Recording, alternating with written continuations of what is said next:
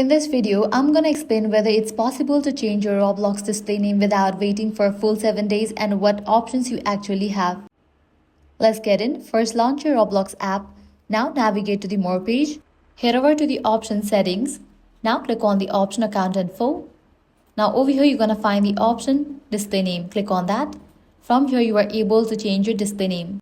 By default, Roblox only lets you change your display name once every 7 days. This is part of their system, so there's no official way to skip or reset the timer inside the app or website.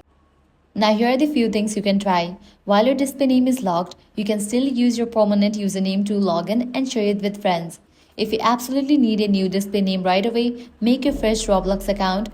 If you don't want to create a new account, the safest option is to wait out 7-day period.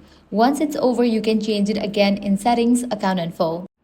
And that's it. There's no real way to change your display name before 7 days are up. Your only options are waiting or making a new account. And that's it. If this guide helped you out, do not forget to like, share and subscribe. Thanks for watching.